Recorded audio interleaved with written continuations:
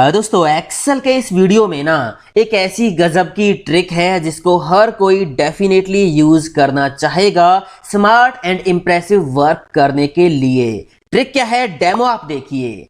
यहाँ पे मुझे डेटा एंट्री करनी है, मेरे पास ये कॉलम हेडिंग्स हैं, मुझे यहाँ पे डेटा एंट्री करनी है और मैं ये चाहता हूं कि एंट्री वाली जो रो है ना वो ऑटोमेटिक हाईलाइट हो जाए। जैसे ही हम दूसरी रो पे जाएं तो ऑटोमेटिक वो हाईलाइट हो जाए, अगली रो पे जाएं तो ऑटोमेटिक वो हाईलाइट हो जाए बिना वीबीए के। तो डेमो आप यहां देखिए, मैं यहां पे एक एंट्री शुरू करता हूं। मैंने लिखा यहां पे नेम 2। जैसे ही मैं अगले सेल में गया तो ये पूरी रो हाईलाइट हो गई। मैंने यहां पे एंट्री कर दिया आगे इस तरह से और यहां पे मार्क्स डाल दिए। जैसे ही मैं नीचे आऊंगा तो अपने आप यहां से जो रो हाईलाइट हुआ था वो क्लियर हो गया। यहां पे अगली एंट्री में करूंगा शुरू नेम 3 और ये फिर से इस तरह से हाईलाइट हो जाएगी। यहां पे कोई वीबीए नहीं है, बस एक गजब की ट्रिक है दोस्तों जो आपको समझनी है, जो आपके डेफिनेटली काम आएगी स्मार्ट एंड इंप्रेसिव वर्क करने में। और साथ में ना एक बोनस ट्रिक भी इस वीडियो में आपको मिलेगी। अगर आपके पास बहुत सारी सीट्स हैं और आपको केवल एक सीट मेल करनी है इनमें से, तो वो आप कैसे करोगे, ये बोनस ट्रिक आपको साथ में मिलेगी। तो अगर आप चाहते हो अपनी एक्सेल नॉलेज को इंप्रूव करना तो ये छोटा सा वीडियो आप जरूर देखिए दोस्तों। फटाफट वीडियो को लाइक कर दीजिए और जिन दोस्तों ने चैनल को सब्सक्राइब नहीं किया है सब्सक्राइब कीजिए, बेल आइकन को दबाइए, तभी आपको हमारी न्यू वीडियो की नोटिफिकेशन सबसे पहले मिलेगी। दोस्तों मैं हूं दीपक, आपका दोस्त। Let's begin this topic. तो करना क्या है दोस्तों वो तो आपने समझ लिया, बट करेंगे कैसे वो समझना बाकी है। सबसे पहले हम यहाँ पे एंट्री वाली रो को हाईलाइट करेंगे बिना वीबीए के, उसके बाद हम जाएंगे बोनस ट्रिक पे। तो आपको करना क्या है, अपनी कॉलम हेडिंग्स टाइप कर लीजिए। मैंने यहाँ पे लिखा नेम, एज, क्लास एंड यहाँ पे मैंने टाइप कर दिया मार्क्स। कॉलम हेडिंग्स कितनी भी हो सकती हैं, नो प्रॉब्लम। ठीक है दोस्तों, अब यहां से हमें एंट्री चालू करनी है। अगर मैं इस सेल में कुछ भी टाइप कर दूं तो ये पूरी रो जहां तक आपकी एंट्री है वहां तक हाईलाइट हो जाए। सबसे पहले हमें ये पता लगाना पड़ेगा कि ये सेल ब्लैंक है या नहीं है। तो एक छोटा सा फॉर्मूला होता है, मैं आपको बता दूं, इक्वल करके इज ब्लैंक। इज ब्लैंक एक फॉर्मूला होता है एक्सेल के अंदर जिससे आप किसी भी सेल को चेक कर सकते हो कि वो सेल खाली है या नहीं है। अभी तो ये सेल खाली है तो फॉर्मूला कह रहा है ट्रू, यस खाली है। अगर मैं यहाँ पे कुछ भी लिखूंगा ना तो यहाँ पे ये फॉर्मूला कह रहा है फॉल्स, कि खाली नहीं है। अब ये जो काम हम करेंगे ना ये हम करेंगे कंडीशनल फॉर्मेटिंग से। थोड़ा सा ध्यान से आप समझिए, कंडीशनल फॉर्मेटिंग से ये काम हम करेंगे। मैं कंडीशनल फॉर्मेटिंग का डायलॉग बॉक्स ओपन कर लेता हूं। होम पे गया, कंडीशनल फॉर्मेटिंग, न्यू रूल पे मैंने क्लिक किया, यूज फॉर्मूला पे मैंने क्लिक कर लिया। अब यहां पे जो फॉर्मूला हम लगाते हैं वो कैसे काम करता है। अगर फॉर्मूला जो हमने लगाया है वो रिटर्न करेगा ट्रू तो कोई भी फॉर्मेट लग जाएगा। अगर फॉर्मूला रिटर्न करेगा फॉल्स तो फॉर्मेट नहीं लगेगा। अभी इज ब्लैंक फॉर्मूला मुझे दे रहा फॉल्स, कि अगर यहां पे कुछ लिखा है तो ये फॉल्स है। अगर मैं इस ब्लैंक फॉर्मूला यहां पे सेम टू सेम लिख देता हूं तो यहां पे ये फॉल्स देगा जब कुछ लिखा होगा इस सेल में। तो अगर यहां पे फॉल्स आ रहा है तो मतलब हम फॉर्मेट नहीं लगा सकते, ठीक है ना। मुझे कुछ उल्टा करना पड़ेगा। अगर यहां पे कुछ लिखा है तो ये फॉर्मूला मुझे ट्रू दे, कुछ नहीं लिखा है तो फॉल्स दे, ठीक है ना। तो यहां पे मैं क्या करूंगा, मैं डबल क्लिक करूंगा और इसको उल्टा कर देते हैं। अगर ऐसा नहीं है, अभी तो क्या कह रहा है फॉर्मूला, अभी ये फॉर्मूला ये कह रहा है कि अगर ये सेल ब्लैंक है तो ये कह रहा है ट्रू, अदरवाइज ये फॉल्स कह रहा है। मुझे इसका उल्टा करना है। उल्टा करने के लिए मैं क्या करूंगा, यहां पे लगा दूंगा नॉट। नॉट मैंने लगा दिया, ब्रैकेट ओपन कर दी और नॉट के अंदर मैंने इस ब्लैंक फॉर्मूला को बंद कर दिया, एंटर प्रेस कर दिया। तो अब ये उल्टा हो गया। अगर ये खाली है तो ये फॉल्स कह रहा है, अगर मैं यहां पे कुछ लिखूंगा तो ये कह रहा है ट्रू, यस यहां पे कुछ लिखा हुआ है। समझ में आ गया ना। तो बस आपने करना क्या है, इस फॉर्मूला को अभी कॉपी करना है। मैंने सिलेक्ट करके कंट्रोल सी से कॉपी कर दिया और उसके बाद मैंने इसको बेशक हटा दिया, कोई दिक्कत नहीं है। अब यहां से हम रेंज करेंगे सिलेक्ट पहली रो जहां तक भी हमें डाटा एंट्री करनी है। होम पे हम जाएंगे और कंडीशनल फॉर्मेटिंग में जाएंगे, न्यू रूल। अब यहां थोड़ा सा आपको समझना पड़ेगा। समझना क्या है आप देखिए, यूज फॉर्मूला पे आप क्लिक करोगे और यहां पे वही फॉर्मूला आपको पेस्ट कर देना, कंट्रोल वी। अब यहां पे आपने करना क्या है, ये जो सेल रेफरेंस था दोबारा से देना पड़ेगा, ठीक है, तो मैंने इस सेल पे क्लिक कर दिया। मुझे ये फॉर्मेट नीचे भी लेके जाना है तो मैं रो के सामने का डॉलर यहां से हटा दूंगा, कॉलम के सामने का जो डॉलर है, कॉलम नंबर के सामने का जो डॉलर है वो हम लगा रहने देंगे। बस यहां पे दोनों ब्रैकेट जो हमने हटा दी थी उनको हम बंद कर देंगे।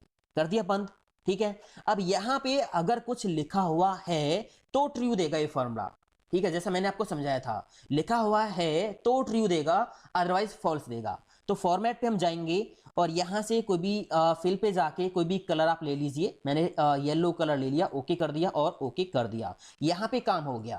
अगर मैं इसको डिलीट करता हूं तो देखिए यहां से अभी ये डिलीट हो गया है। मैं यहां पे कुछ भी लिखूंगा तो अपने आप ये पूरी रो हाईलाइट हो जाएगी, ठीक है। बट यहां पे मैं एंट्री करके नीचे आया तो ये जो है रो हाईलाइट ही रह गई। अगर मैं यहां से एंट्री शुरू करूंगा तो अभी भी वो रो हाईलाइट ही है। तो हमें करना क्या है, जब हम इसको कंप्लीट करके आए अगली रो में तो ये जो हाईलाइट हुआ है ये ऑटोमेटिक क्लियर हो जाए, ठीक है। तो इसके लिए एक और रूल हम लगा देंगे। वो रूल क्या होगा, दोबारा से यही रेंज सेलेक्ट करेंगे, होम पे जाएंगे, फिर से कंडीशनल फॉर्मेटिंग, न्यू रूल और यूज फॉर्मूला। यहां पे अब हम करेंगे क्या, मैंने फिर से वही फॉर्मूला पेस्ट कर दिया। हमने जो पहला रूल लगाया उसमें तो हमने इस सेल को चेक किया था कि अगर इस सेल में कुछ लिखा है तो ये पूरी रो हाईलाइट हो जाए। अब हम क्या करेंगे, हम थोड़ा इसका उल्टा कर देंगे कि अगर इस सेल में कुछ लिख गया है, लास्ट वाली एंट्री कंप्लीट हो गई है, तो ये पूरा फॉर्मेट क्लियर करना है, ठीक है।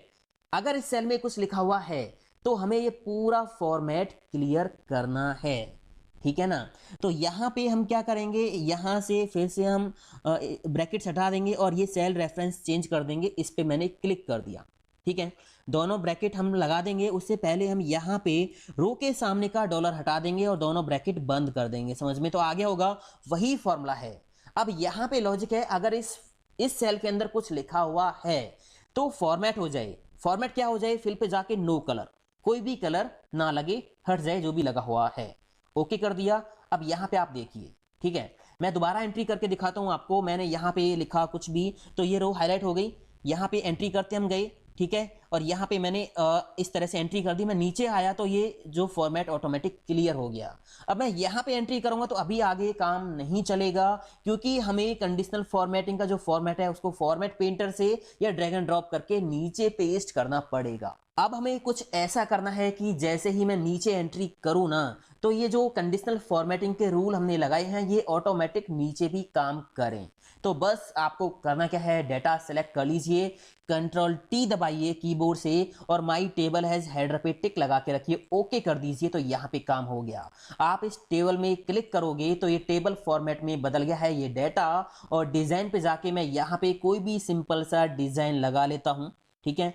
जैसे मैं मान लीजिए मैंने लगा दिया ये वाला, ठीक है, सिंपल लगा दिया मैंने।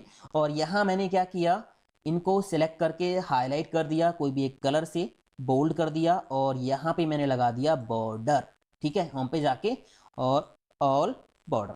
अब यहाँ देखिए आप, मैं एंट्री करता हूँ अगली, मैंने यहाँ पे कुछ भी लिखा, मैं ऐसी एंट्री कर रहा हूँ, देखिए रो हाईलाइट हो गई है ना। यहाँ पे आप कुछ भी लिखोगे और एंटर प्रेस करोगे या नीचे आओगे तो ये हाईलाइट जो रो हुई थी वो क्लियर हो गई। यहाँ पे अगली एंट्री आप कीजिए, ठीक है ना, हो गया काम आपका। तो इस तरह से अगर आप एंट्री करने में इस छोटी सी ट्रिक का यूज करोगे ना तो काफी इंप्रेसिव लगेगा, स्मार्ट लगेगा और आपका भी ध्यान उसी रो पे रहेगा जहां पे आप डेटा एंट्री कर रहे हो, या आपके साथ कोई और भी बैठा हुआ है तो उसको भी एंट्री वाली रो साफ साफ नजर आ जाएगी दोस्तों, ठीक है। तो ये छोटी सी ट्रिक है, आप यूज कीजिए, स्मार्ट वर्क कीजिए। आगे हम बात करते हैं, अगर आपकी एक्सेल वर्कबुक में बहुत सारी सीट्स हैं, आपको केवल एक ही सीट मेल करनी है या पेन ड्राइव में किसी को देनी है, तो वो आप कैसे कर सकते हो। ये मैंने पहले भी एक बार आपको बताया था, बट शायद नहीं पता, काफी लोगों का ये सवाल था कि ये कैसे होगा। तो बस आपने करना क्या है, जैसे मान लीजिए मुझे सीट 1 को शेयर करना है पेन ड्राइव से या ईमेल से, तो बस यहां पे हम करेंगे राइट क्लिक, मूव और कॉपी पे क्लिक करेंगे और यहां से हम ले लेंगे न्यू बुक। मैं क्या करूंगा, इस सीट की एक कॉपी न्यू वर्कबुक में डाल देता हूं। तो यहां से हमने ले लिया टू बुक के अंदर न्यू बुक और उसके बाद बस क्रिएट ए कॉपी पे क्लिक करके ओके कर दीजिए। अभी देखिए यहाँ पे इस वर्कबुक के अंदर 3 फाइल है और इसका नेम भी आप देख सकते हो बुक 2। जैसे ही मैं ओके करूंगा तो एक और फाइल क्रिएट हो गई, एक और एक्सेल वर्कबुक हो गई क्रिएट, जिसके अंदर वो सीट कॉपी होके आ गई है और इसका नेम देखिए बुक 4। अब इसको डायरेक्ट आप मेल से शेयर कर सकते हो। फाइल पे जाके यहाँ पे शेयर का ऑप्शन मिल जाएगा आपको, ये रहा, और यहाँ पे ईमेल का ऑप्शन आपको मिल जाएगा, या इसको सेव करके पेन ड्राइव से किसी को शेयर करना है तो वो आप कर सकते हो। दोस्तों उम्मीद करता हूं ये दोनों ही ट्रिक आपके काम आएंगी। ऐसी और ट्रिक्स के लिए आप हमारे चैनल पे जाइए, प्लेलिस्ट देखिए, वहां पे सब कुछ है। और दोस्तों रिसेंटली मैंने पावर पॉइंट का एक कंप्लीट ट्यूटोरियल पब्लिश किया है। अगर आप पावर पॉइंट में एक्सपर्ट बनना चाहते हो, एक प्रोफेशनल अच्छी स्मार्ट प्रेजेंटेशंस बनाना चाहते हो, तो बस 2 घंटे का ट्यूटोरियल है, उसको पूरा देख लीजिए। मुझे उम्मीद है अगर उस वीडियो को आप देखोगे ना तो पावर पॉइंट में एक्सपर्ट बनने से आपको कोई नहीं रोक पाएगा। चैनल पे जाइए, पावर पॉइंट का वो वीडियो जरूर देखें दोस्तों। और ये वीडियो अच्छा लगा तो लाइक शेयर कमेंट करते बिल्कुल जाना। मिलता हूं अगले वीडियो में। थैंक यू दोस्तों, हैव अ नाइस डे, जय हिंद, वंदे मातरम।